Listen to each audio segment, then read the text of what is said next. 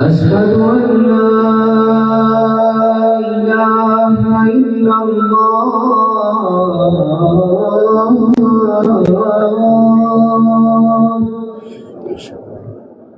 أشهد أن لا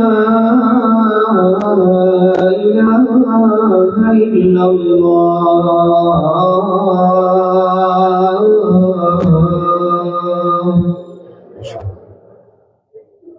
أشهد أن محمدا رسول الله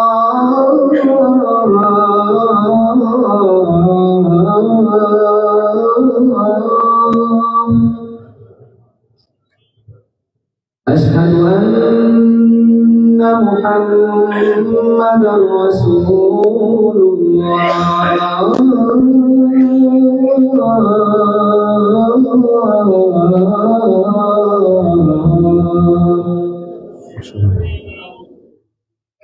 حي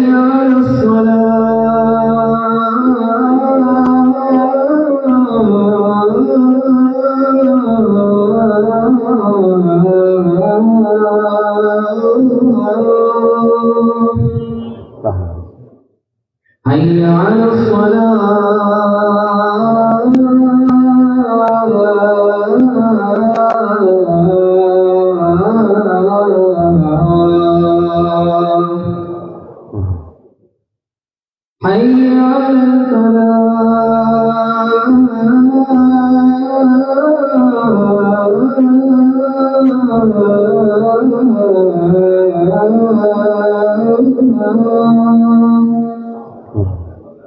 حي على حي على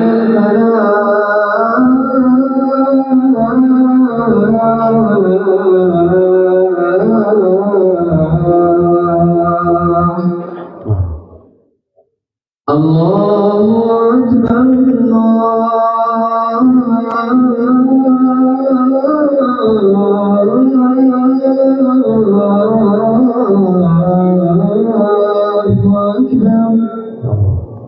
لا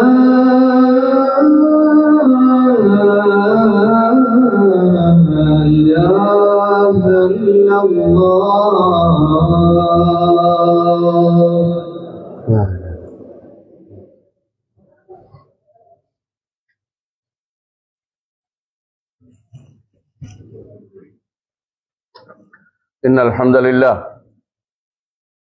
إن الحمد لله نحمده ونستعينه ونستغفره ونعوذ بالله من شرور أنفسنا ومن سيئات أعمالنا من يهده الله فلا مضل له ومن يضلل فلا هادي له وأشهد أن لا إله إلا الله وحده لا شريك له وأشهد أن محمدا عبده ورسوله يا أيها الناس اتقوا ربكم الذي خلقكم من نفس واحدة وخلق منها زوجها وبث منهما رجالا كثيرا ونساء واتقوا الله الذي تساءلون به والأرحام إن الله كان عليكم رقيبا يا أيها الذين آمنوا اتقوا الله حق تقاته ولا تموتن إلا وأنتم مسلمون يا أيها الذين آمنوا اتقوا الله وقولوا قولا سديدا يصلح لكم أعمالكم ويغفر لكم ذنوبكم ومن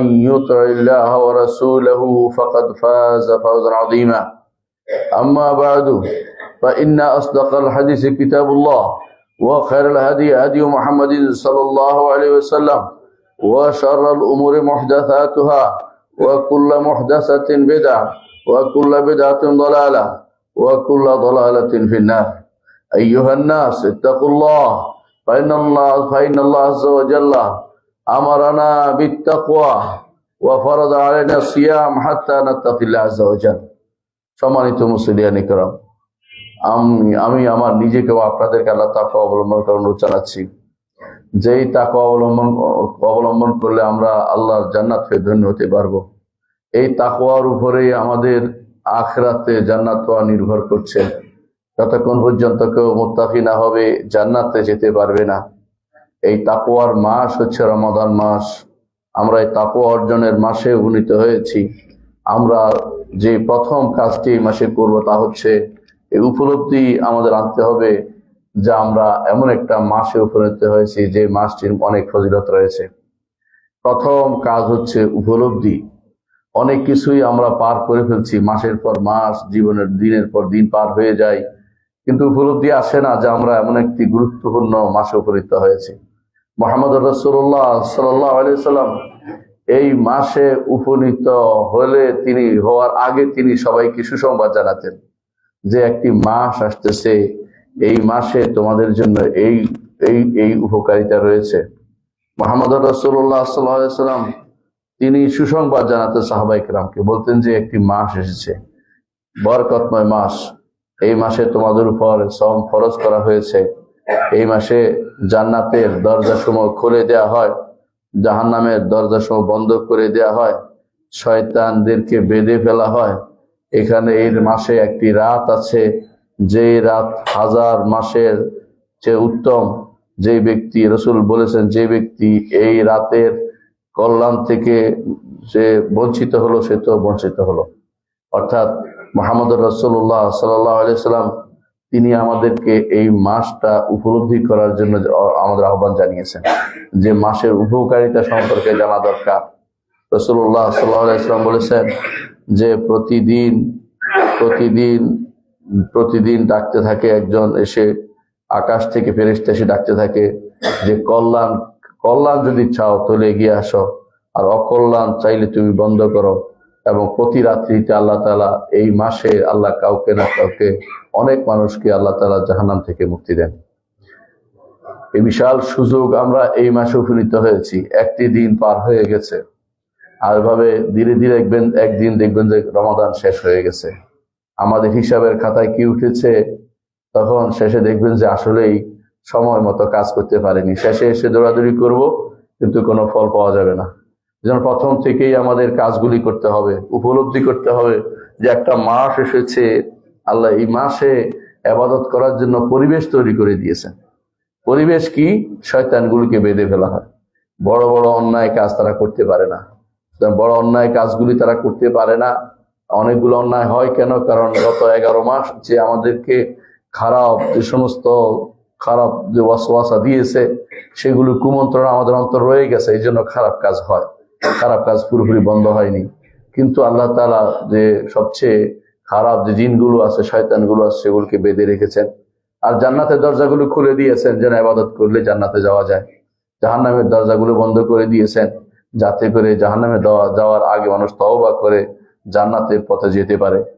আল্লাহর পক্ষ থেকে যেখানে বিশেষ সময় দেয়া হয়েছে, ওই সময়টাকে গুরুত্ব দেওয়া উচিত। মুহাম্মদ রাসূলুল্লাহ সাল্লাল্লাহু আলাইহি সাল্লাম বলেছেন যে আল্লাহর কিছু নির্দিষ্ট ক্ষণ আছে যেগুলিতে আল্লাহ তাআলা বান্দাকে রহমত করেন। যে কিছু দিন আছে, কিছু নির্দিষ্ট দিন আছে, ঠিক নির্দিষ্ট দিনের মধ্যে নির্দিষ্ট ক্ষণ আছে।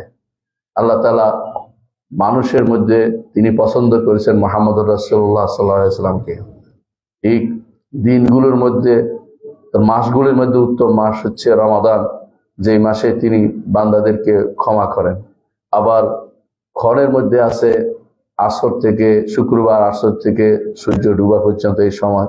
অনুরূপভাবে আরো অন্যান্য সময় যেগুলিকে আল্লাহ পছন্দ করেছেন। আল্লাহর পছন্দ করার সময় আমরা আল্লাহর কাছে চেয়ে নিতে হবে। যে সময়টা আল্লাহর কাছে বেশি প্রিয়, বান্দা শেষ রাত্রিতে আল্লাহর কাছে দোয়া করবে যাতে করে আল্লাহ তাআলা সে তখন নেমে আসেন প্রথম আসমানে এবং তিনি ডাকতে থাকেন, কে আছে আমার কাছে চাইবে আমি তাকে দিব, কে আছে আমার কাছে ক্ষমা চাইবে আমি তাকে ক্ষমা করে দেব, কে আছে আমার কাছে কোনো কিছু চাইবে আমি তার দোয়া কবুল করব। এইভাবে আল্লাহ তাআলা শেষ রাতে ডাকতে থাকেন। রমাদান মাস আল্লাহ তাআলার রহমতের মাস, বরকতের মাস, ক্ষমার মাস, জান্নাত জাহান্নাম থেকে মুক্তির মাস। এই মাসের যে বরকত অন্য সমস্ত মাসের চেয়ে বেশি।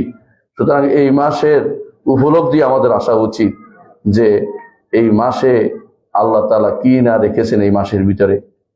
এই মাস সে যদি কোনো আমাদের থেকে চলে যায় আর আমরা যদি এটাকে কাজে লাগাতে না পারি তাহলে হতভাগা অপর বিবেচিত হব। এই জন্য এই মাসের প্রথম কাজ হচ্ছে উপলব্ধি আনা। যারা অন্তর উপলব্ধি আসে নাই যে রমাদান মাস, যাদের অন্তরে আনন্দ আসেনি রমাদান মাসে, তাদেরকে কিভাবে আপনি সেটা দিতে পারেন। সলফে সালেহীন 6 মাস দোয়া করতেন যেন রমাদান মাস পান, আর 6 মাস দোয়া করতেন আল্লাহ যেন রমাদান মাসের আমল কবুল করেন। এইভাবে তারা পুরো বছরটা রমাদান মাস কেন্দ্রিক করে ফেলতেন। আপনার সমস্ত কাজ রমাদান মাস কেন্দ্রিক করার চিন্তা ভাবনা করবেন, যেহেতু এই মাসটি গুরুত্বপূর্ণ একটি মাস। এই মাসে যে উপকারগুলো আল্লাহ তাআলা দিচ্ছেন তার মধ্যে একটি বড় উপকার হচ্ছে প্রতিটি কাজের সওয়াব বেশি বেশি করে দেয়া, বেশি বেশি করে কাজের সওয়াব দেয়া। যে কোনো কাজ আপনি করবেন এটাতে এই মাসে বেশি বেশি করে সেটা সওয়াব পাবেন, আল্লাহর পক্ষ থেকে বিশেষ রহমত সেটা। এই মাসে যে কাজগুলি আমাদের করা দরকার তার মধ্যে একটি প্রথম কাজ হচ্ছে আমরা সওম পালন করব।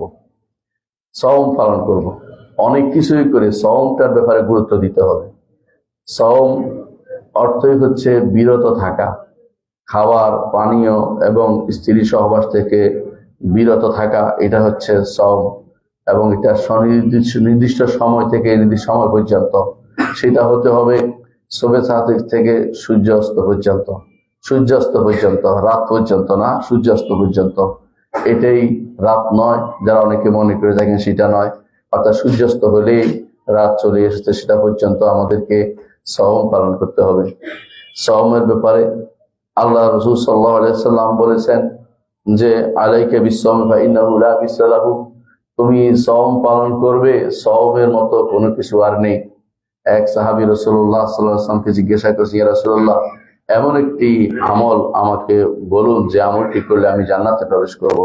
মুহাম্মদ রাসূলুল্লাহ সাল্লাল্লাহু আলাইহি ওয়াসাল্লাম বলেছেন যে সেটা হচ্ছে সওম তুমি পালন করো, আলাইকা বিসসাওম, কারণ সেটার মতো আর কোনো ইবাদত নেই।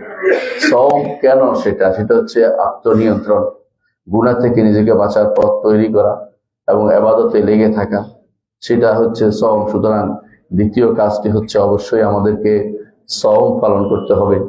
তার ফজিলত সম্পর্কে আল্লাহ তাআলা বলেছেন, কুল্লু আমল ইবনে আদম লাহু ইল্লা সওম। হাদিসে কুদসিতে আল্লাহ তাআলা বলেন, বনি আদমের প্রতিটি কাজ তার জন্য, তবে সওম ব্যতীত। ফাইন্নাহু লি ওয়া আনা আজজি বিহি, সওম আমার জন্য এবং আমি সেটা প্রতিদান দেব। রাসূলুল্লাহ সাল্লাল্লাহু আলাইহি ওয়াসাল্লামের আল্লাহর পক্ষ থেকে যে বক্তব্যটি দিয়েছেন এর অর্থ হচ্ছে সওম আল্লাহর জন্য একান্ত ভাবে করা হয়, কারণ সেখানে লোক দেখানোর কোনো প্রবণতা থাকে না, সেখানে কোনো রিয়া থাকে না, লোক দেখানোর প্রবণতা থাকে না।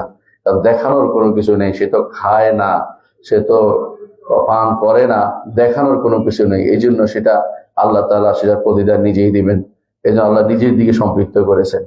আল্লাহ তাআলা নিজে বলেছেন, ইয়া আইয়ুহাল্লাযীনা আমানু কুতিবা আলাইকুমুস সিয়াম, এটা ফরজ করে দিয়েছেন, সেটা নফল নয়। এই মাসের প্রথম কাজ হচ্ছে যে আমরা সওম পালন করব যথাযথভাবে, যেভাবে আল্লাহ তাআলা আমাদেরকে নির্দেশ দিয়েছেন সেভাবে করব। কোনোভাবেই এটা প্রথম কাজ এবং এটা করতেই হবে। ইসলামের রোকনগুলির একটি হচ্ছে সওম, ইসলামের 5টি রোকনের একটি হচ্ছে সওম। সুতরাং সওমের ব্যাপারে কোনো রকমের ছাড় দিবেন না। নিজের সন্তানদেরকে সওম পালনে অভ্যস্ত করে তুলবেন। পরিবারের মধ্যে যারা সওম পালন করে না তাদেরকে আলাদা করে দিবেন, তাদেরকে পরিবার থেকে আলাদা করে দিবেন। ঘরের ভিতরে বেরোজগারি যদি থাকে তাদেরকে নিজেদের পয়সায় খাওয়াবেন না, নিজেদের পয়সা তাদেরকে নিজের ঘরে রেখে দিবেন না। যারা বেরোজগারি হবে তাদেরকে ঘর থেকে বের করে দিবেন, কারণ এরা বেরোজগারি হয়ে আপনার ঘরে থাকা অর্থ হচ্ছে আপনি সেটা অন্যায়কে মেনে নেওয়ার কোনো বৈধতা নেই। একজন সওম যখন সওম রাখে, রাসূলুল্লাহ সাল্লাল্লাহু আলাইহি ওয়াসাল্লাম বলেছেন তার মুখের না খাওয়া জনিত গুনাহ, না খাওয়া জনিত গন্ধ, সেটা আল্লাহর কাছে মিস্কের চেয়ে বেশি প্রিয়। না খাওয়া জনিত গন্ধ প্রিয় হওয়ার কারণ হচ্ছে সেটা আল্লাহর ইবাদতের কারণে তৈরি হয়। যেমনি ভাবে জিহাদের ময়দানে যে ব্যক্তি মারা যাবে সেই ব্যক্তির রক্তের গন্ধ মিস্কের চেয়ে বেশি সুগন্ধিযুক্ত, কারণ সেটাও আল্লাহর ইবাদতের কারণে তৈরি হয়েছে। আল্লাহর ইবাদতের কারণে যা হবে আল্লাহ তাআলার কাছে সেটা অবশ্যই বেশি প্রিয় হবে। রাসূলুল্লাহ সাল্লাল্লাহু আলাইহি ওয়াসাল্লাম বলেছেন, যে ব্যক্তি সওম পালন করবে তার জন্য দুটি খুশির বিষয় আছে। একটি হচ্ছে যখন সে ইফতার করে তখন সওম নিয়ে যে খুশি হয় যে আল্লাহ তাআলা তাকে একটি সওম আদায় করার সুযোগ করে দিয়েছেন, অথবা যখন সে ঈদ উল ফিতর আদায় করে তখনও সে খুশি হয়। আর একটি খুশি হচ্ছে যখন সে তার রবের সাথে সাক্ষাৎ করবে তখনও তার জন্য খুশি রয়েছে। সেটা হচ্ছে যে তাকে বলা হবে যে তাকে জান্নাতের বিশেষ দরজা দিয়ে তাকে জান্নাতে প্রবেশ করানো হবে, সেটা হচ্ছে রাইয়ান নামক দরজা দিয়ে প্রবেশ করানো হবে। সুতরাং এই সুযোগগুলো একজন ঈমানদার সব সময় নিতে পারে এবং সে গুরুত্বের সাথে নিবে যে সওম তার জন্য বিশাল উপকারের বিষয়। এইটা আল্লাহর নৈকট্য লাভের মাধ্যম, তাকওয়া অর্জনের মাধ্যম। এবং রাসূলুল্লাহ সাল্লাল্লাহু আলাইহি ওয়াসাল্লাম বলেছেন, সওমু জুন্নাতুন, সওম হচ্ছে ঢাল স্বরূপ। এই ঢাল জাহান্নাম থেকে বাঁচার ঢাল, যেমন তেমনি ভাবে গুনাহ থেকে বাঁচারও, দুনিয়াতে গুনাহ থেকে বাঁচারও ঢাল হিসাবে থাকে। একজন মানুষ সওম থাকলে গুনাহ থেকে বিরত থাকে, সেই জন্য সেটাকে ঢাল হিসাবে রাসূলুল্লাহ সাল্লাল্লাহু আলাইহি ওয়াসাল্লাম উল্লেখ করেছেন। আর সওমের মাধ্যমে গুনার কাফারা হয়, এটা রাসূলুল্লাহ সাল্লাল্লাহু আলাইহি ওয়াসাল্লাম বলেছেন।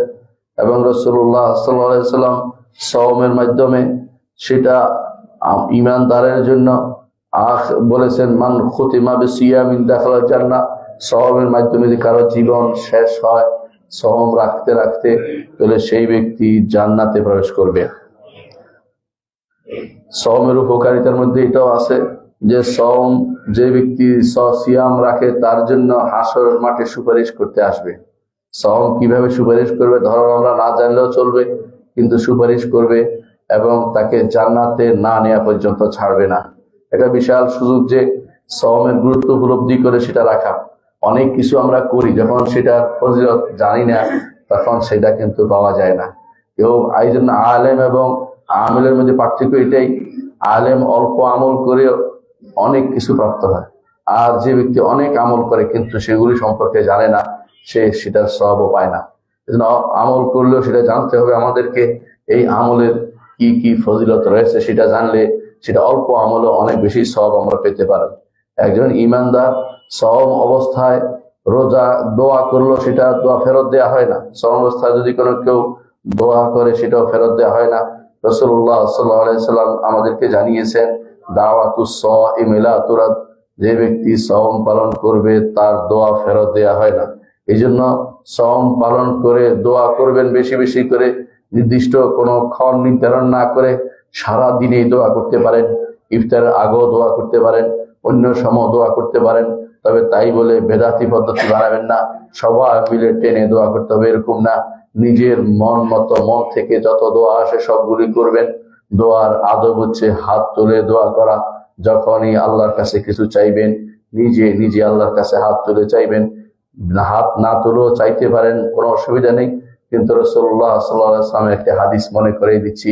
রাসূলুল্লাহ সাল্লাল্লাহু আলাইহি ওয়াসাল্লাম বলেছেন, ইন্নাল্লাহ হাইয়ুন কারীমুন, আল্লাহ তাআলা লজ্জাশীল এবং তিনি দানশীল। একজন বান্দা যখন আল্লাহর কাছে চায়, হাত তুলে চায়, আল্লাহ তাআলা দুই হাতকে খালি হাতে ফেরত দিতে তিনি লজ্জা বোধ করেন। এর অর্থ হচ্ছে তিনি বান্দাকে হাত তুলে চাওয়ার মধ্যে লাভ হচ্ছে এটা, বান্দার আল্লাহর কাছে নিজেকে তুলে ধরছে যে ঈমানদার, সে আল্লাহর কাছে সে ফকির হিসাবে নিজেকে তুলে ধরছে। যত বেশি আল্লাহর কাছে নিজেকে ফকির হিসাবে তুলে ধরতে পারবেন, নিজেকে ভিখারি হিসাবে আল্লাহর দরবারে নিজেকে পেশ করতে পারবেন, ততই আল্লাহর প্রিয় বান্দা হইতে পারবেন। আল্লাহর কাছে যত বেশি ইবাদত যত বেশি আল্লাহর কাছে চাইবেন, ততই আপনি অহংকার মুক্ত হতে পারবেন। এই জন্য আলেমরা বলেন, যখন আল্লাহ তাআলা যখন বান্দা বলে ইয়াকা না'বুদু, এর অর্থ হচ্ছে সে অহংকার থেকে মুক্ত হয়েছে। আর ওয়া ইয়াকা নাস্তাঈন, আপনার কাছে সাহায্য চাই যখন বলে, তখন সে আল্লাহকে ইখলাসকে প্রতিষ্ঠিত করতে পেরেছে। এর দুটি কাজ দরকার, অহংকার মুক্ত জীবন যাপন করা দরকার। যত বেশি আল্লাহর কাছে চাইবেন ততই আপনি অহংকার মুক্ত হতে পারবেন। এই জন্য সওমের দোয়া আল্লাহর দরবারে কবুল হয়। ঈমানদারের এই জন্য সওমের ব্যাপারে গুরুত্ব সবচেয়ে বেশি দিতে হবে। প্রথম কাজ হচ্ছে আমাদেরকে সওম পালন করতে হবে। দ্বিতীয় কাজ হচ্ছে কিয়াম করতে হবে। কিয়াম মানে কি দাঁড়িয়ে থাকা নয়। কিয়াম অর্থ হচ্ছে যে রাতের বেলা কোরআন নিয়ে দাঁড়ানো। রাতের বেলা কোরআন নিয়ে দাঁড়ানো, সেটা প্রথম রাত্রি হইতে পারে, শেষ রাত্রি হইতে পারে। যখনই দাঁড়ায় তখনই সেই সুন্নত আদায় হয়ে যাবে। কিন্তু মুহাম্মদ রাসূলুল্লাহ সাল্লাল্লাহু আলাইহি ওয়াসাল্লাম তিন দিন তিনি প্রথম রাত্রিতে দাঁড়িয়েছেন, 3 রাত্রি দাঁড়িয়েছেন, চতুর্থ রাত্রিতে তিনি আসেন নাই। কারণ তিনি আশঙ্কা করেছিলেন যে উম্মতের উপরে সেটা ফরজ করে দেওয়া হবে আর উম্মতের উপর কঠিন হয়ে যাবে। আর তিনি তো আমাদের বেশি ভালোবাসতেন। লাকাদ জাআকুম রাসূলুম মিন আনফুসিকুম আজিজুন আলাইহি মা আনিতুম হারিসুন আলাইকুম বিল মুমিনিনা রাউফুর রাহিম। এই জন্য তিনি চতুর্থ রাতে আসেননি। তারপর তিনি বলেছেন, আমার আশঙ্কা হয়েছিল যে তোমাদের উপর ফরজ হয়ে যাবে। কিন্তু সেটার ফজিলত তিনি বর্ণনা করেছেন। তিনি বলেছেন, মান কামা রমাদানা ঈমানান ওয়া ইহতিসাবান গুফিরা লাহু মা তাকাদ্দাম মিন যামবি। যে কেউ রমাদান মাসে কিয়াম করবে, কিয়াম অর্থ রাতের বেলা দাঁড়াবে, ঈমানান ওয়া ইহতিসাবান, আল্লাহর উপর ঈমান রেখে এবং সওয়াবের আশা করে, আল্লাহ নির্দেশ দিয়েছেন সেই জন্য সেটা প্রতিপালন করছেন, এবং ইহতিসাবান, যে সওয়াবের আশা করছি, জান্নাতে যাব, আল্লাহর নৈকট্য প্রাপ্ত হব, এইটা করে যে ব্যক্তি রাতের বেলা কিয়াম করবে, গুফিরা লাহু মা তাকাদ্দাম মিন যামবি, তার পূর্বের গুনাহসমূহ আল্লাহ ক্ষমা করে দিবেন। এই হাদিস থেকে বোঝা যায় যে ঈমানদার কিয়ামের উপরে গুরুত্ব দিবে। কিয়াম এ যদি কোনো জামাত হয়, জামাত হইলে জামাতে পড়া উত্তম শেষ রাত্রি পড়ার চেয়েও।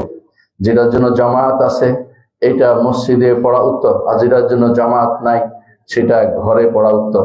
যেহেতু তাহাজ্জুদ কোনোদিন জামাতের সাথে পড়ার নিয়ম নাই নিয়মিত, কিন্তু যেটা তারাবি যেহেতু প্রথম রাত্রিতে, সেটা প্রথমেই পড়া রাসূলুল্লাহ সাল্লাল্লাহু আলাইহি ওয়াসাল্লাম আদর্শ প্রথম রাত্রি থেকে, সেই জন্য সেটা জামাতের সাথে পড়া এবং মসজিদে সবাই সাথে পড়া সেটা উত্তম। এটাকে কেউ যদি মনে করে যে শেষ রাত্রি পড়বো, যে অনুত্তম কাজ করেছে, বরং তাকে প্রথম রাত্রিতে পড়াই বেশি উত্তম। এইটা মসজিদগুলোকে আবাদ করা হয় এবং মুসলিমদের দ্বীনের মধ্যে যে আনন্দ আছে সেটা প্রকাশ করা হয়। এটাকে একটা আনন্দ মুখর হিসাবে আপনি নিতে পারেন যে রমাদান মাস আমরা আমাদের মসজিদগুলোকে রাত দিন সমান করে ফেলবো, ইবাদতের অবস্থা বানিয়ে ফেলবো। মুহাম্মদ রাসূলুল্লাহ সাল্লাল্লাহু আলাইহি ওয়াসাল্লাম যেভাবে 3 দিন তিনি তারাবি পড়েছিলেন, সেইভাবে আমাদেরকে তারাবি পড়তে হবে। বিশেষ কারণে তিনি হয়তো কন্টিনিউ করেননি, কিন্তু সেটা আমাদের যেহেতু সেই কারণ নেই, আমাদেরকে সেই কাজটি করে যেতে হবে, কিয়াম করতে হবে। কিয়ামের জন্য কোরআন বেশি তেলাওয়াত করা দরকার। সলফে সালেহিন রমাদান মাসে কিয়াম করতেন প্রচুর পরিমাণে। এমনকি কোন তাবেঈ থেকে কোন সাহাবী থেকে এত বেশি পরিমাণ কোরআন তেলাওয়াতের কথা বর্ণিত হয়েছে, যেগুলি এখন আপনাদের কাছে আশ্চর্যজনক মনে হবে যে এত বেশি কিভাবে তারা খতম করতেন। ইমাম শাফি রহমতুল্লাহ আলাইহি রমাদান মাসে 60 বার কোরআন খতম করতেন। 60 বার, 1 বার 2 বার না, 60 বার। ইমাম আবু হানিফা রহমতুল্লাহ আলাইহি তিনি সালাতের মধ্যে কোরআন খতম করতেন। এইভাবে সালাতের মধ্যে পরপর কোরআন খতম করা, তাদের 3 দিনের মধ্যে কোরআন খতম করার তাদের থেকে বর্ণনা এসেছে। এটাকে অনেকের কাছে মনে হবে এটা কিভাবে সম্ভব, কিন্তু আল্লাহ তাআলা যার জন্য সহজ করে দিয়েছেন তিনি শুধু বুঝতে পারেন কিভাবে সেটা সম্ভব। হ্যাঁ, যদি কেউ বুঝে পড়তে চায় তাহলে 3 দিন, সর্বনিম্ন 3 দিনে তিনি বুঝে বুঝে পড়বেন। আর যে ব্যক্তি শুধু তেলাওয়াত করতে চায়, সেই জন্য তেলাওয়াতে যত দ্রুত পড়তে পারে, যত সুন্দরভাবে পড়তে পারে, যত বেশি পড়তে পারে, সেটা তার জন্য উত্তম। কারণ কোরআনে কারীম নাজিল হয়েছে 3টি কারণে। একটি হচ্ছে তিলাওয়াত করার জন্য, প্রথম হচ্ছে তিলাওয়াত করার জন্য, আর তিলাওয়াতে 1 হরফে 10 নেকি সেটা রয়েছে। সুতরাং রমাদান মাসে কিয়ামের গুরুত্ব এখানেই যে এখানে আল্লাহর কোরআন নিয়ে আপনি পড়বেন। দ্বিতীয় হচ্ছে তেলাওয়াতের সাথে দ্বিতীয় উপকারিতা হচ্ছে তাদাব্বুর করবেন, কোরআন আয়াত নিয়ে চিন্তা করবেন। তৃতীয় হচ্ছে সেটাকে আমলে পরিণত করবেন। আল্লাহ তাআলা কোরআনে যা বলেছে সেটাকে আমল করবেন। সেই জন্য কোরআন যেহেতু 3টি কারণে নাজিল হয়েছে, রাতের বেলা যখন কেউ কিয়াম করে তখন কোরআন নিয়ে তিলাওয়াত করা, তাদাব্বুর করা একটা বিশাল সুযোগ তার এসে যায়, এমনকি আমলও করতে পারেন। মুহাম্মদ রাসূলুল্লাহ সাল্লাল্লাহু আলাইহি ওয়াসাল্লাম যখন রাতের বেলা তিনি তাহাজ্জুদে দাঁড়াতেন, তখন তিনি যখন কোনো রহমতের আয়াত আসতেন আল্লাহর কাছে রহমত চাইতেন। যখন আযাবের আয়াস আসতো আল্লাহর কাছে তিনি আযাব থেকে পরিত্রাণ চাইতেন। এভাবে মুহাম্মদুর রাসূলুল্লাহ সাল্লাল্লাহু আলাইহি ওয়াসাল্লাম কোরআনকে তিলাওয়াত, তাদাব্বুর এবং আমল তিনটি সমন্বয় তিনি করেছিলেন তাহাজ্জুদের সালাতে। আমরা যদি কোনো ইমামের পিছনে সালাত আদায় করি, ইমাম কি পড়ে তা বুঝার চেষ্টা করি, কোরআনে কারীম নিয়ে যদি কোনো আমাদের জীবনটা গড়ে তুলতে পারি, অবশ্যই আমরা তিলাওয়াত, তাদাব্বুর এবং আমল তিনটেই করতে পারবো। ইমানদারের জন্য বেশি বেশি করে রমাদান মাসে কিয়ামে অংশগ্রহণ করবে। দুর্ভাগ্যবশত অনেকেই দেখি আমরা যখনই রমাদান মাস আসে, তারা প্রথমেই আসে সালাতের মধ্যে যারা হাজির হয়, ধীরে ধীরে কমতে কমতে শেষে 2-3 জনের বেশি থাকে না। এটা খুবই দুঃখজনক। বেশিরভাগ এলাকাতে সেটা দেখা যায়। 8 রাকাতের পর সবাই চলে যাওয়া, এটা সুন্নাহ বিরোধী কাজ। ইমাম যতক্ষণ পড়ে ততক্ষণ পড়া উচিত, এটা নীতি বানিয়ে ফেলা উচিত। অনেকেই মনে করেন যে 8 গণা দরকার। অন্য সময় তারা রাসূলুল্লাহ সাল্লাল্লাহু আলাইহি ওয়াসাল্লামের সুন্নাহর যেসব নির্দেশনা বা আকীদার নির্দেশনা মানার প্রতি কোনো গুরুত্ব দেন না, কিন্তু যখন এই 8 পড়ার কথা মনে আসে তখন তাড়াতাড়ি করে সেটাই মেনে নেন, কারণ তারা শুধু ছাড় খোঁজে। নিঃসন্দেহে আপনি কম পড়লেও কেউ বাধা দিবে না, কিন্তু এই সুযোগকে হাতছাড়া করার কোনো মানে হয় না। মুহাম্মদুর রাসূলুল্লাহ সাল্লাল্লাহু আলাইহি ওয়াসাল্লাম বলেছেন, মান কামা মা'আল ইমামি হাত্তা ইয়ারজা কুতিবা লাহু কিয়ামুল লাইলা। যে কেউ ইমামের সাথে দাঁড়াবে ইমাম প্রত্যাবর্তন করা পর্যন্ত, তার সেটা কিয়ামুল লাইল অর্থাৎ সারা রাত্রি দাঁড়ানোর সওয়াব লেখা হবে। আরো সুযোগ হচ্ছে মুহাম্মদুর রাসূলুল্লাহ সাল্লাল্লাহু আলাইহি ওয়াসাল্লাম বলেছেন, ইমামের সাথে যেই ব্যক্তি সালাতে ইশা আদায় করবে এবং ইমামের সাথে যেই ব্যক্তি সালাতুল ফজর আদায় করবে, সেও সারা রাত্রি কিয়ামের সওয়াব তার জন্য লেখা হবে। এই সুযোগগুলো আমরা নিতে পারি ইমামের সাথে থাকার কারণে। কিন্তু যদি ইমামকে ছেড়ে বেরিয়ে যাই, আমরা ভালো করে দেখেছি যারা বেরিয়ে যায় বড় কোনো কাজ করে না। তারা বেশিরভাগে বাজারে বাজারে ঘুরে কোথাও আড্ডা দেয়, অথবা তারা বিরাট বাক্সের সামনে বসে বসে হারাম দৃশ্য দেখতে থাকে। নিঃসন্দেহে রমাদান মাস আপনার জন্য বড় একটি উপকারী মাস। এই মাসে আপনি যদি কোনো ইমামের সাথে মসজিদে কিয়াম করেন, সেটা আপনার জন্য বেশি উত্তম হবে, কোনো সন্দেহ নেই। রমাদান মাসের কিয়াম করার অর্থ এটা নয় যে এই মাসে কিয়াম করো পরবর্তীতে আর করবো না, তা নয়। পরবর্তী যেন এটা আপনার ধারাবাহিকতা বজায় রাখে, সেটাকে আপনি খেয়াল করবেন। আর বিশেষ করে রমাদান মাসে কিয়ামের অর্থ হচ্ছে যেভাবে ইমামের সাথে নফল সালাত আদায় করেছেন, সেভাবে ফরজগুলিও রমাদান মাস থেকে আপনি নিয়মিত ইমামের সাথে মসজিদে আদায় করার চিন্তা করবেন। এখন থেকে সবচেয়ে বেশি গুরুত্বপূর্ণ জিনিস হবে আপনার জন্য সালাত। রাসূলুল্লাহ সাল্লাল্লাহু আলাইহি ওয়াসাল্লামের স্ত্রীরা জানিয়েছেন আমাদেরকে হাদিসে যে রাসূলুল্লাহ সাল্লাল্লাহু আলাইহি ওয়াসাল্লাম স্ত্রীদের সাথে কথা বলতেন, যখন আযান হতো তখন তিনি আর কাউকে চিনতেন না, মসজিদে চলে যেতেন। আমাদের জীবনে একটা আদর্শ হওয়া উচিত যে মসজিদে যেন আমাদের অন্তরটা যেন রটকে থাকে। মুহাম্মদুর রাসূলুল্লাহ সাল্লাল্লাহু আলাইহি ওয়াসাল্লাম বলেছেন, তিনি আরশের নিচে সেদিন আল্লাহ তাআলা আরশের নিচে সেদিন ছায়া দিবেন ওই ব্যক্তিকে যেই ব্যক্তি তার অন্তরটাকে মসজিদের সাথে এঁটে দিয়েছে। কিভাবে কখন মসজিদে যাবে চিন্তায় যেন সে থাকে, মসজিদে গেলে তার শান্তি পাওয়া যায়, সেরকম চিন্তা চেতনা আপনার তৈরি করতে হবে। মসজিদ থেকে যেটা বের করে দিতে চায় এটা শয়তান। আপনাকে শয়তান শুধু মসজিদ থেকে বের করে দিতে চায়। দুনিয়ার শ্রেষ্ঠ জায়গা হচ্ছে মসজিদ, আর সবচেয়ে খারাপ জায়গা হচ্ছে বাজার। মসজিদে আপনার যদি ভালো না লাগে, মসজিদে আপনার যদি বের হওয়ার ইচ্ছা করে, ইমামের সাথে পড়তে ইচ্ছা করে না, কোরআন শুনতে ইচ্ছা করে না, আপনি দুর্ভাগা, আপনি রমাদান মাস থেকে উপকৃত হতে পারেন নাই। এই জন্য কিয়ামের ব্যাপারে গুরুত্ব দিবেন। এটাকে শুধু সুন্নত মনে করে বসে থাকবেন না, না পড়লে চলবে এমন কথা প্রচার করবেন না, গুরুত্ব দিবেন পড়ার জন্য। সন্তানদের নিয়ে মসজিদে নিয়ে আসবেন, তাদেরকেও কিয়ামুল লাইল করা তাদেরকে শিক্ষা দিবেন, এবং কোরআন পড়ার সময় তাদেরকে কিভাবে গবেষণা করতে হয়, চিন্তা করতে হয় অর্থের দিকে, সেদিকে আমাদের খেয়াল দিতে হবে। মনে রাখতে হবে কোরআনে কারীমের অনেক আয়াত একজন মানুষের হেদায়েতের কারণ হতে পারে। এই জন্য তৃতীয় কাজটি হবে কোরআন তেলাওয়াত। রমাদান মাসে আমরা শুধু কিয়ামুল লাইলে কোরআন তেলাওয়াত করব তা নয়, এর বাইরেও কোরআন তেলাওয়াত করব। এর বাইরে যত বেশি পারি সারাদিন যখনই সুযোগ পাই কোরআন তেলাওয়াত করব। এখন কোরআন তেলাওয়াত করা এত সহজ হয়ে গেছে। একটা সময় ছিল কোরআন তেলাওয়াতের জন্য ওযু করে কোরআন নিয়ে আসতে হতো, কারণ ধরতে হইতো। এখন আপনার হাতে অ্যাপস আছে, অথবা আপনি এটাকে কোনোভাবে তো একটা বানিয়ে নিতে পারেন যেটার মাধ্যমে আপনি কোরআন তেলাওয়াত করতে পারেন। কোরআনে কারীমের বার কত বেশি তেলাওয়াত করবেন, আপনার অন্তর তত বেশি আল্লাহমুখী হবে, কোনো সন্দেহ নেই। যদি নাও বুঝেন তারপরেও কোরআনে কারীম আপনাকে হেদায়েতের পথে নিয়ে যাবে। আর যদি বুঝেন সেটা তো আপনার জন্য হবে সোনায় সোহাগা, আরো বেশি উপকারী হবে। এজন্য কোরআন কারীম যত বেশি তেলাওয়াত করবেন তত বেশি আল্লাহর নৈকট্য অর্জন করতে পারবেন। কারণ কোরআনে কারীম ছাড়া, কোরআনে কারীম আল্লাহর বাণী, এই একটি গুণ শুধুমাত্র দুনিয়াতে আমরা সরাসরি পেয়েছি। আল্লাহ তাআলার কোনো গুণ আমরা পাইনি। আমাদের উপর আল্লাহর রহমত হয়, সেটা আল্লাহর রহমত গুণের প্রভাবে সে আমাদের উপর রহমত হয়। আল্লাহর ক্ষমা গুণের প্রভাবে আল্লাহ আমাদেরকে দুনিয়াতে ক্ষমা করেন, কিন্তু দুনিয়াতে আল্লাহর কোনো গুণ নেই। আল্লাহর একমাত্র গুণ দুনিয়াতে, সেটা হচ্ছে আল্লাহর বাণী। যে ব্যক্তি আল্লাহর বাণীকে যত বেশি ভালোবাসবে আল্লাহর কাছে তত বেশি সে ব্যক্তি প্রিয় হবে আল্লাহর বাণীকে। এই জন্য যত বেশি মানুষ, যে ব্যক্তি যত বেশি পড়বে তাদেরকে আল্লাহ তার রাসূল সাল্লাল্লাহু আলাইহি ওয়াসাল্লাম ঘোষণা করেছেন তারা আহলুল কোরআন, তারা আহলুল্লাহ ওয়া খাসাতুহু, আল্লাহর পরিবার, আল্লাহর বিশেষ লোক তারা। তাদেরকে সেদিন বলা হবে পড়ো এবং উঠতে থাকো, যেখানে তোমার পড়া শেষ হবে সেখানে তোমার মর্যাদা নির্ধারিত হবে। জান্নাতের সেই মর্যাদা পাওয়ার জন্য যত বেশি সুযোগ পাবেন কোরআন তিলাওয়াত করবেন।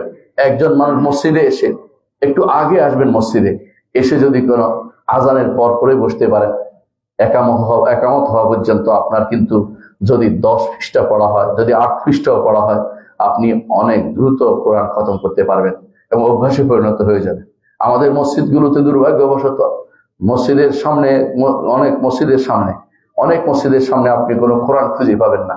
আরব দেশে দেখবেন প্রত্যেকটি মসজিদের সামনে কোরআন দেয়া আছে।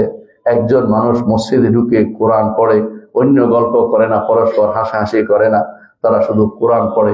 আপনার আমার অভ্যাস করা উচিত মসজিদে ঢুকে আল্লাহর ঘরে আল্লাহর বাণী নিয়ে যতক্ষণ বেশি আল্লাহর সাথে কথোপকথন চালিয়ে যায়, এটা হচ্ছে সবচেয়ে বড় নেয়ামত। এই নেয়ামতকে আমাদের ধরে রাখতে হবে। চতুর্থ যে কাজটি করবেন আমাদের, তা হচ্ছে খাওয়ানোর ব্যবস্থা করবেন। খাওয়ানো দুইভাবে হতে পারে। একটি হচ্ছে সাহারি খাবেন, নিজে খাবেন, অন্যদের খাওয়ানোর ব্যবস্থা করবেন। সাহারি অর্থই হচ্ছে, এই জন্য সাহারি বলা হয়, সহর বা সাহারি এই জন্য বলা হয় যে এটা গোপনে খাওয়া হয়, সাধারণত দেখানো হয় না। সেহের যেমন জাদু, যেমন মানে গোপন জিনিস, সূক্ষ্ম জিনিস, সাহারি ওই জন্য দেখা যায় না, এই জন্য সেটা সাহারি খায়। সাহারি যত দেরিতে খাবেন তত বেশি উত্তম। মুহাম্মদ রাসূলুল্লাহ সাল্লাল্লাহু আলাইহি ওয়াসাল্লাম আমাদেরকে বলেছেন দেরিতে সাহারি খেতে। তিনি দেরিতে সাহারি খাওয়ার জন্য আমাদের বলেছেন, তিনি উত্তম বলেছেন। এই জন্য সাহারি দেরিতে খাবেন।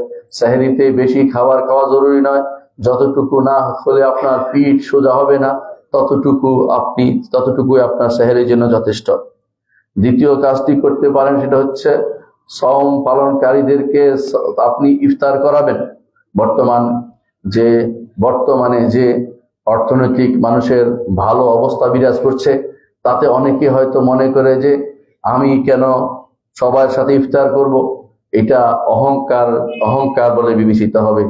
আপনি চেষ্টা করবেন সবার সাথে ইফতার করতে, মানুষের সাথে ইফতার করতে, এতে করে নিজেও অন্যদেরকে সওয়াবের অধিকারী করলেন। কেউ যদি কাউকে সওয়াবের অধিকারী করতে চায় তার সাথে ইফতার করবেন। কারণ হাদিসে আছে, রাসূলুল্লাহ সাল্লাল্লাহু আলাইহি ওয়াসাল্লাম বলেছেন, কেউ যদি কাউকে ইফতারি করা, যে ব্যক্তি সওম পালন করেছে তার সওয়াবের সমপরিমাণ সওয়াব সে প্রাপ্ত হবে। এটা বিশাল উপকার। এই জন্য চেষ্টা করবেন সবার সাথে ইফতার করতে, মসজিদে থাকতে, মসজিদে সালাতটা আদায় করে তারপর যেতে, যাতে করে আপনার সালাতে তাকবীরুল উলা ফৌত না হয়ে যায়। আর তাকবীরুল উলা হচ্ছে অত্যন্ত গুরুত্বপূর্ণ ইবাদত, যেটা মুহাম্মদ রাসূলুল্লাহ সাল্লাল্লাহু আলাইহি ওয়াসাল্লাম আমাদেরকে জানিয়েছেন। চতুর্থ যে কাজটি করবেন তা হচ্ছে বেশি বেশি দান করবেন। মুহাম্মদ রাসূলুল্লাহ সাল্লাল্লাহু আলাইহি ওয়াসাল্লাম এই মাসে বেশি বেশি দান করতেন। এমনকি হাদিসে সহিহ বুখারীতে এসেছে, রাসূলুল্লাহ সাল্লাল্লাহু আলাইহি ওয়াসাল্লাম এই মাসে প্রবাহিত বাতাসের চেয়ে বেশি দান করতেন। যখন জিবরিল তার সাথে সাক্ষাৎ করত, জিবরিল আসতেন, রাসূলকে কোরআন শোনাতেন, রাসূল জিবরিলকে কোরআন শোনাতেন। একে অপরকে কোরআন শোনানো এই মাসের একটি বৈশিষ্ট্য। হাফেজরা যারা আছেন নিজেরা শুনবে, অপরকে শোনাবেন। সালাতের মধ্যে প্রয়োজনে দুইজনে দাঁড়িয়ে যাবেন, দুই হাফেজ একে অপরকে শোনাবেন। মসজিদ নববীতে আপনি এখনো গেলে দেখতে পাবেন যে সালাতুত তারাবির পরে বিভিন্ন জায়গায় দুইজন করে দাঁড়িয়ে গেছে, একে অপরকে কোরআন কারীম শোনাচ্ছে, একে অপরকে কোরআন পিছনে শুনছে, একে অপরকে সেটা শুদ্ধ করে দিচ্ছে। এই সুযোগ এই মাসে যেভাবে আসে অন্য সময় আপনি সেটা পাবেন না। এই মাসে সবার সাথে ইবাদত করার যে আনন্দ সেটা আপনি অবশ্যই দিতে পারেন। রাসূলুল্লাহ সাল্লাল্লাহু আলাইহি ওয়াসাল্লাম এই মাসে বেশি বেশি করে দান করতেন, আপনিও বেশি বেশি করে দান করবেন। এই দানের জায়গা দুইটা, একটা হচ্ছে যাকাত, একটা হচ্ছে সদাকা। যত বেশি করেন এই মাসে আপনার সদাকা গুলো দিবেন, বেশি বেশি দান করবেন, কারণ এই মাসে অন্যান্য মাসের চেয়ে সওয়াব বেশি হবে দান করলে, সেই জন্য দান করবেন। আমাদের অনেক প্রতিষ্ঠান, সালাফি প্রতিষ্ঠানগুলো অনেক সময় দানের অভাবে আটকে থাকে। আপনারা জানেন আমাদের সালাফিদের সংখ্যা এমনিতেই কম, তারপরও তাদের যারা পয়সাওয়ালা তাদের অনেকেই আমাদের সালাফিদের সাথে নেই। অল্প যারা আপনারা আছেন, তারা যদি কোনো আপনাদের দানকে সালাফিদের প্রতিষ্ঠানে না দেন, তাহলে প্রতিষ্ঠানগুলো ধীরে ধীরে বন্ধ হয়ে যাবে। এই জন্য বেশি বেশি করে দান করবেন। অনেকে আসে শুধু জাকাত দিতে চান, জাকাতেরও খাত আছে, সেখানেও দিতে পারেন এই সালাফিদের প্রতিষ্ঠানগুলোতে। অন্যখানে দিয়ে বেদাতকে প্রমোট করার কোনো লাভ নেই। আপনার কাজ হবে কিভাবে আকীদা ও মানহাজকে প্রমোট করা যায় সেদিকে খেয়াল করা। এই জন্য ভালো করে খুঁজবেন কোথায় সালাফি প্রতিষ্ঠান আছে, সেখানে দিবেন। আপনি এমন জায়গায় দিবেন না যেখানে দিলে তারা আকীদা বিরোধী কাজ করবে, কোরআন এবং সুন্নাহ বিরোধী শিক্ষা দিবে। সেখানে দিলে আপনার সেটার গুনাহও আপনাকে বহন করতে হবে। এই জন্য আপনি ভালো করে জেনে নেবেন কোথায় আপনার দান যাচ্ছে, কোথায় আপনি দান করছেন, সেটা আপনাকে জেনে নিতে হবে। এজন্য এই আপনাদের দান এবং আপনাদের সাদাকা, আপনাদের যাকাত, এগুলি আপনি খেয়াল করবেন যেন কোনো সালাফি প্রতিষ্ঠানে সেটা দেয়া হয়। আমাদের এই মসজিদেও আপনি দিতে পারেন, এখানেও সেরকম ব্যবস্থাপনা আছে যারা বিভিন্ন রকমের কাজ করে যাচ্ছে। এরকম আমাদের ভাইদের যাদের প্রতিষ্ঠান আছে, প্রতিষ্ঠানে কিছু কিছু দানের ব্যবস্থাপনা আপনি রাখবেন। আপনার যাকাতের খাতে তাদেরকে রাখবেন যারা সহিহ আকীদা ও মানহাজের সাথে নিজেদেরকে সম্পৃক্ত করে রাখে। এই মাসে পঞ্চম যে কাজটি করবেন তা হচ্ছে লাইলাতুল কদর খুঁজবেন। কারণ রাসূলুল্লাহ সাল্লাল্লাহু আলাইহি ওয়াসাল্লাম বলেছেন, মান কামা লাইলাতুল কদর ঈমানান ওয়া ইহতিসাবান গুফিরা লাহু মা তাকাদ্দামা মিন যামবি। যে কেউ লাইলাতুল কদর খুঁজবে, যে দাঁড়াবে, লাইলাতুল কদরে দাঁড়াতে পারবে, সেই ব্যক্তি সে তাকে পূর্বের গুনাহগুলো আল্লাহ ক্ষমা করে দিবেন। এর অর্থ হচ্ছে লাইলাতুল কদর খুঁজবেন। মুহাম্মদ রাসূলুল্লাহ সাল্লাল্লাহু আলাইহি ওয়াসাল্লাম লাইলাতুল কদর খুঁজেছেন এবং তিনি বলেছেন সেটা শেষ দশকে তিনি বলেছেন, আরো বলেছেন শেষ দশকের ভিতরগুলোতে, বেজোড়গুলোতে তোমরা খোঁজো। এই জন্য যখন শেষ দশক আসবে অবশ্যই লাইলাতুল কদর খুঁজবেন। এবং রাসূলুল্লাহ সাল্লাল্লাহু আলাইহি ওয়াসাল্লাম অন্য কোনো সময় সারা রাত্রি ইবাদত করতেন না, কিন্তু শেষ দশকে তিনি সারা রাত্রি ইবাদত করতেন, পরিবারকে জাগাতেন, নিজে জাগতেন এবং তিনি পরিবারের কাছে যাওয়া বন্ধ করে দিতেন।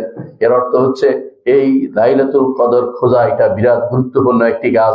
এই মাসে এই কাজটি আমরা করবো ইনশাআল্লাহ।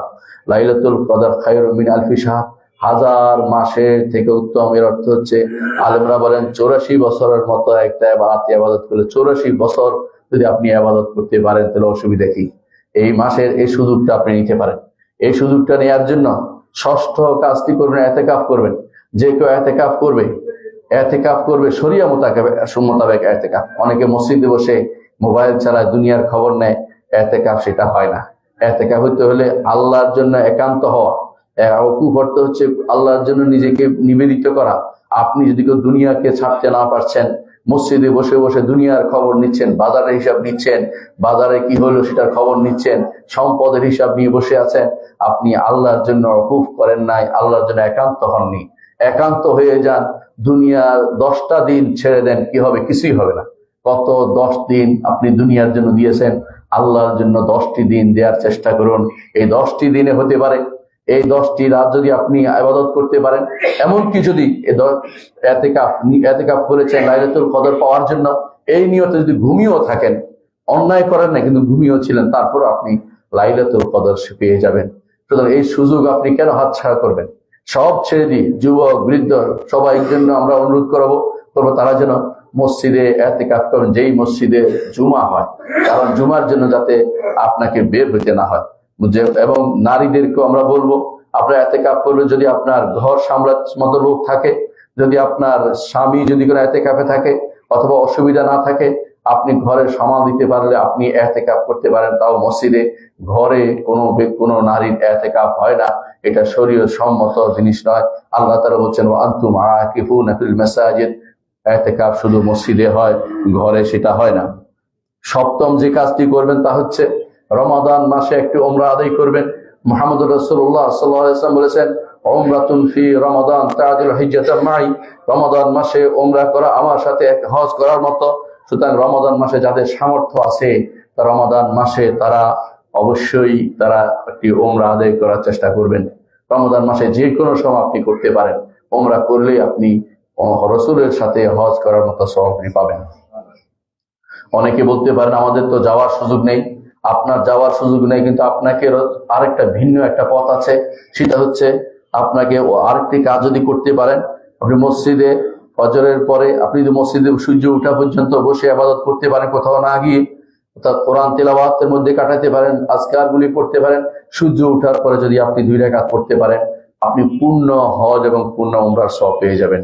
এটাও আপনি রমাদান মাসে বাস্তবায়ন করতে পারেন, যাতে পরবর্তী জীবনে এটা আপনার থেকে ছুটে না যায়। মনে রাখবেন, ইবনে তাইমিয়া রাহমাতুল্লাহ আলাইহি তিনি ফজরের পরে ঘুমাইতেন না। তিনি বেশিরভাগ সময় ইবাদত করতেন এই সময়টা, এবং বলতেন এগুলি আমার সারা দিনের শক্তি, এগুলি যদি কোনো আমি না করি তাহলে আমার শক্তি ক্ষয় হয়ে যায়। এই জন্য ফজরের পরে বেশিরভাগ সময় ইবাদতে কাটাবেন। আজকারগুলি, সালাতের পরে জিকিরগুলো পড়বেন, সকালবেলা জিকিরগুলো পড়বেন, কোরআন তিলাওয়াত করবেন, এবং মসজিদ থেকে বের হবেন না, অপেক্ষা করবেন এই 2 রাকাত পড়ার জন্য। এর মাধ্যমে পূর্ণ হজ এবং পূর্ণ উমরার সওয়াব আপনি প্রাপ্ত হবেন। এই সুযোগ নিতে পারেন। আমাদের রাত এখন অনেক বড়। যদি কেউ তারাবি পড়ে এসে ঘুমিয়ে যায়, শেষ রাত্রি খাওয়ার পরে যদি কোনো নামাজ পড়ে, ফজরের সালাত পড়ে, এরপরে যদি সে বসে, কোনো ক্ষতির কোনো কারণ নেই। আলহামদুলিল্লাহ, এটা করতে পারে, চেষ্টা করলে সেটা করতে পারবেন। 8 নম্বর যে কাজটি করবেন সেটা হচ্ছে যাকাতুল ফিতর দিতে দেওয়ার জন্য আগে প্রস্তুতি নেবেন। ইবনে ওমর রাদিয়াল্লাহু আনহু বর্ণিত আছে, তিনি রমাদান মাস শেষ হওয়ার 2-3 দিন আগ থেকেই তিনি তিনি দেওয়া শুরু করতেন। যাকাতুল ফিতর দিবেন, যাতে করে মানুষের ঘরে ঘরে খাবার পৌঁছে যায়। যাকাতুল ফিতর অবশ্যই দিবেন খাবার দিয়ে। রাসূলুল্লাহ সাল্লাল্লাহু আলাইহি ওয়াসাল্লাম যেভাবে দিতেন সেভাবে দেওয়ার চেষ্টা করবেন। কোনো রকমের কিয়াস করার চিন্তা করবেন না। নবম যে কাজটি করবেন, বেশি বেশি দোয়া এবং তাকবীর করবেন, তাকবীর দিবেন। আল্লাহ তাআলা যখন কোরআনে কারীমে আমাদেরকে সাওমের কথা বলেছেন, শেষে তিনি দোয়ার কথা বলেছেন। ওয়াইজা সাআলাকা ইবাদি আন্নী ফাইন্নী করিবুন উজিবু দাওয়াত দাঈ ইযা দাআ। আমার বান্দা যখন আমার ভাবে প্রশ্ন করে, তখন তাকে বলুন যে আমি নিকটে, তার ডাকে সাড়া দেওয়ার জন্য তিনি নিকটে। তিনি আরশের উপর থেকেও বান্দার নিকটে, কারণ বান্দার ডাকে তিনি সাড়া দেন। যত ক্ষীণ স্বরে বলেন না কেন, তার থেকে সেটা গোপন থাকে না। তিনি সেটা জানতে পারেন, আপনার ডাকে সাড়া দেওয়ার জন্য তিনি নিকটে, যদিও তিনি আরশের উপরে। ঈমানদার এটাই বিশ্বাস করে থাকে। সুতরাং যত বেশি পারেন রমাদান সহ অবস্থায় দোয়া করবেন, এবং ওয়ালিতুকাব্বিরুল্লাহ আলা মা হাদাকুম, রমাদানের শেষে এসে বেশি বেশি করে তাকবীর দিবেন। যে সময় তখন দেখা যাবে আজান, যখন শাওয়াল মাসের রাত চাঁদ দেখা যাবে, তখন থেকেই তাকবীর দিবেন, আল্লাহু আকবার, আল্লাহু আকবার, লা ইলাহা ইল্লাল্লাহ, আল্লাহু আকবার, আল্লাহু আকবার, লিল্লাহিল হামদ। অনেকে আমরা ফজরের পর থেকে শুরু করি, কিন্তু উত্তম হচ্ছে সেটা যখন চাঁদ দেখা যাবে তখন থেকে সেটা শুরু করা। 10ম কাজ হচ্ছে বেশি বেশি তওবা ইস্তেগফার করা। যত বেশি বেশি তওবা ইস্তেগফার করবেন, ততই আপনার রমজান ফলপ্রসূ হবে। 11তম কাজ হচ্ছে নিজেদের আত্মীয় স্বজনের খোঁজ নিবেন। এই মাসে যা যা করবেন না, সংক্ষেপে বলছি, কিছু জিনিস আপনাকে ছাড়তেই হবে। রাসূলুল্লাহ সাল্লাল্লাহু আলাইহি ওয়াসাল্লাম আমাদেরকে জানিয়েছেন, মান লাম ইয়াদা কাওলা যুর ওয়াল আমালা বিহি, যে ব্যক্তি অন্যায় কথা, খারাপ কাজ ছাড়তে পারবে না, ওয়াল জাহালা, মূর্খতা ছাড়তে পারবে না, ফালাইসা লিল্লাহি হাজাতুন আন ইয়াদা তাআমাহু ওয়া শারাবা, সেই ব্যক্তি খাবার এবং পানীয় ছেড়ে দেওয়ার মধ্যে কোনো উপকারিতা নেই। এই জন্য অবশ্যই মনে রাখতে হবে, কিছু জিনিস আপনাকে ছাড়তে হবে। যেগুলি আপনার সওয়াব নষ্ট করে সেগুলি ছাড়বেন। অর্থ হচ্ছে খাবেন না, পান করবেন না, দিনের বেলা স্ত্রীর কাছে যাবেন না, এবং জোর করে বমি করবেন না। কোনো কারণে আপনার যেন শরীর থেকে কোনো এমন কিছু, শরীর সওম নষ্ট হয় এমন কিছু বের না হয়ে যায়, এবং সিগারেট পান করবেন না, কারণ এগুলি খাইলে আপনার সওম নষ্ট হয়ে যায়। এগুলি থেকে আপনাকে দূরে থাকতে হবে। দ্বিতীয় যে তা থেকে দূরে থাকবেন তা হচ্ছে আপনি গুনাহ কাজ থেকে দূরে থাকবেন, চারিত্রিক যে উৎকর্ষতা সাধন করবেন, এবং খারাপ কাজ থেকে দূরে থাকবেন। এর মধ্যে কয়েকটি নামে উল্লেখ করব। গীবত, গীবত চর্চা ছেড়ে দিবেন। আপনার মুখে কি বলতেছেন সেটা আপনি অবশ্যই খেয়াল করবেন। এবং নামিমা, একে অপরের পিছনে লেগে থাকা ছেড়ে দিবেন। এবং দ্বিতীয় হচ্ছে খারাপ চরিত্র ছেড়ে দিবেন। দ্রুত রাগ করা ছেড়ে দিবেন। বরং কেউ যদি আপনাকে খারাপ কিছু বলে, গালি দিয়ে, আপনি বলবেন ইন্নী সয়েম, ইন্নী সয়েম, আমি সওম পালনকারী আছি, আমি সব নিজেকে স্মরণ করবেন না, তাকেও স্মরণ করিয়ে দিবেন যে সওম পালনকারী গরম হতে পারে না, রাগ করতে পারে না। তৃতীয় হচ্ছে মিথ্যা ছেড়ে দিবেন, মানুষকে ধোঁকাবাজি করা ছেড়ে দিবেন এবং মিথ্যা সাক্ষ্য দেওয়া ছেড়ে দিবেন, মিথ্যা কথা বলা ছেড়ে দিবেন। এগুলি আপনার খারাপ গুনার কাজ, এগুলি থেকে আপনাকে মুক্ত থাকতে হবে। চতুর্থ যা ছেড়ে দিবেন তা হচ্ছে এমন টিভির সিরিয়াল দেখা ছেড়ে দিবেন, টিভি দেখা ছেড়ে দিবেন, হারাম দৃশ্য দেখা ছেড়ে দিবেন। হাতের মুঠোতে যদি হারাম দৃশ্যই আসে, হাতের মুঠোটাকে ভেঙে ফেলবেন, মুঠোফোনটাকে রাখবেন না যেটা শুধু হারাম দৃশ্য আছে। হারাম গান শুনবেন না, হারাম শব্দ শোনার দরকার নেই, এগুলো থেকে দূরে থাকবেন।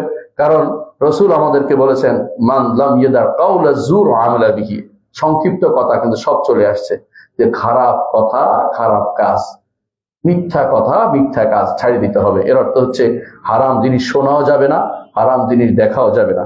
আর সর্বশেষ একটি জিনিস হচ্ছে শায়াত, অর্থাৎ হঠাৎ করে একটা জিনিস প্রচার করে দেয়া, অমুকে এত লাখ টাকা মেরেছে, অমুকে এত টাকা মেরে দেশ থেকে চলে গেছে, অমুকে এই কাজ করেছে, আপনি হয়তো জানেন না। এইটার কারণে হয়তো হাসরের মাঠে আটকা পড়ে যাবেন। মিথ্যা কথা যত বেশি প্রচার করবেন তত বেশি আপনি বিপদে পড়ে যাবেন। কারণ রাসূলুল্লাহ সাল্লাল্লাহু আলাইহি ওয়াসাল্লাম বলেছেন কাফা বিল মারই কাযিবান আন ইউহাদ্দিসা বিকুল্লি মা সামিআ, একজন মানুষের জন্য মিথ্যাবাদী হওয়ার জন্য যথেষ্ট যাই শুনে তাই সে প্রচার করে। আমরা এখন দেখতে পাই বেশিরভাগ মানুষ, ফেসবুক মানে হচ্ছে এটা মিথ্যার একটা কারখানা। যত বেশি মানুষ মিথ্যা কথা বলবে, শেষে দেখবেন যে দিন শেষে কিছুই না, সত্য নাই, সত্যতার লেশ মাত্র নাই। কিন্তু প্রচার প্রসারের সেরা, যত বেশি মিথ্যাচার ফেসবুকে হয় আর কোথাও এত বেশি মিথ্যাচার হয় না। এই জন্য পারতপক্ষে সা থেকে বেরিয়ে আসবেন। যদি আপনি দাওয়াতের ইচ্ছা না থাকে, যদি কোরআন এবং সুন্নাহ দিয়ে ভালো কিছু দেওয়ার ইচ্ছা ক্ষমতা না থাকে, আপনার জন্য ফেসবুকে চালানো জায়েজ হবে না। কারণ আপনি শুধু অন্যায় দেখবেন, অন্যায় শুনবেন, খারাপ কিছু শুধুমাত্র আপনার চোখের সামনে দিয়ে আসবে। এগুলি থেকে দূরে থাকবেন। অনেকে আছে একটা কিছু প্রচার করতে খুব ভালোবাসে, এজন্য ফেসবুকে ছেড়ে দেয়, ফেসবুকে ব্যবসা করে, অনেকে পয়সাওয়ালা হয়ে যায়। অনেক নারী আছে ফেসবুকে নিজেকে প্রদর্শনী করে ব্যবসা করছে। এগুলি সব হারাম কাজ, এগুলি থেকে আপনাকে দূরে থাকতে হবে। 3 নম্বর যে কাজটি করতে হবে, বাদ দিতে হবে যে কাজগুলো, সেটা হচ্ছে খারাপ অভ্যাস পরিত্যাগ করতে হবে। এই খারাপ অভ্যাসের মধ্যে আছে বেশি বেশি ঘুমানো। অনেকে আছে ফজরের পর থেকে ঘুম শুরু হয়, অথবা ফজরের আগ থেকে অনেকের ঘুম শুরু হয়, সেটা একেবারে আসর পর্যন্ত লম্বা করে টেনে নিয়ে যায়।